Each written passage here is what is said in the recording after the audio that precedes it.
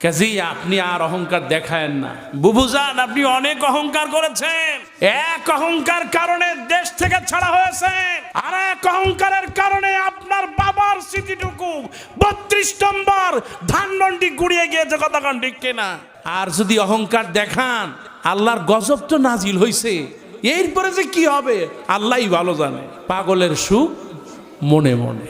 গত 2 দিন আগে শুধুমাত্র অহংকারের কারণে, এই যে লবণ দেখছেন আপনারা, লবণ পানিতে দিলে কোনো অস্তিত্ব থাকে? কোনো অস্তিত্ব থাকে না। লবণ আর চিনি দেখতে একই। আমরা বলতে চাই, আজকে যারা 16টা বছর শাসন করলো, একটু চিন্তা করেন তো, সে নিজে পালায় যাওয়ার আগে তার পরিবারদেরকে আগেই সেফ জোনে পাঠায় দিল।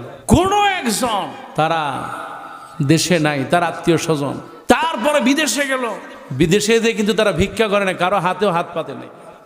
প্রত্যেকে বাড়ি ঘর, তারপরে বছরের পর বছর কি খাবে তাও আছে। সে এত কিছু করলো, নিজের পরিবারকে সেভ করলো, নিজে পাগলের মতো দৌড়ায় দৌড়ায় পালায় গেল।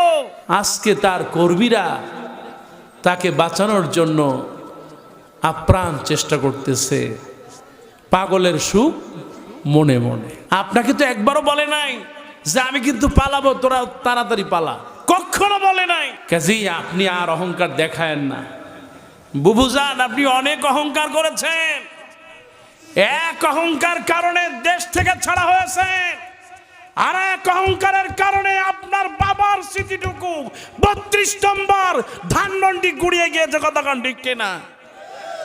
আর যদি অহংকার দেখান, আল্লাহর গজব তো নাজিল হইছে, এরপরে যে কি হবে আল্লাহই ভালো জানে।